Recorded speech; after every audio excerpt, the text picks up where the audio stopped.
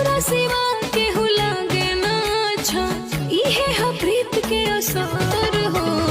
हमनी के जोड़ी में लागे ना टोनावा, एही से रहेला डर हो। नजरावा लिखे इतना आसान, कहीं यही से तक जरा ये जान पिया जी सच कही। आँख कमल होठ फूलवा गुलाब हो, लागे लुकाही के परी।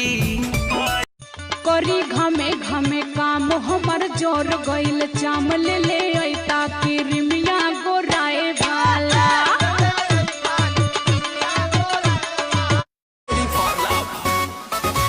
होठ से होठ सटाने दो रानी, पीने दो अपने मोहब्बत का पानी।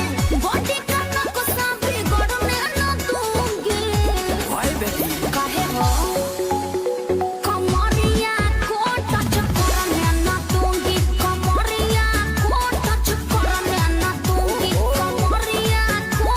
ए हो कृष्णा बेदर्दिया प्रमोद जी, प्यार करो नहीं तो होई विरोध जी। अरे वाह, क्या वाह ओहो हनु हम जानो तानी जवन चाहतारू, अभी पहिले उठानी में डाहतारू। अंबर से आई है परियों की रानी, देख जिसे होती है सबको है।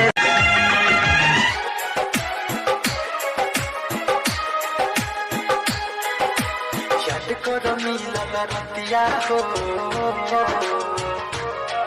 गोरी कैसे फुलनी तू बतिया हो। रूप ऐसन बुझाला देखी सूरज ला जाला, रूप ऐसन बुझाला देखी सूरज ला जाला, जैसे चंदा उगल दरिया में। लाइकी ए ननद खइबू ना पियबू मोटइबू कइसे, ननद खइबू ना पियबू मोटइबू कइसे, अपना राजा जी के पेट पलोट।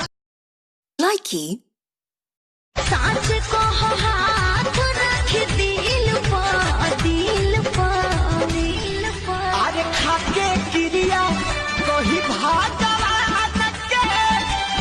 मेला कमान हटोवे त पहिले टाइट हाथी नरम नरम हा।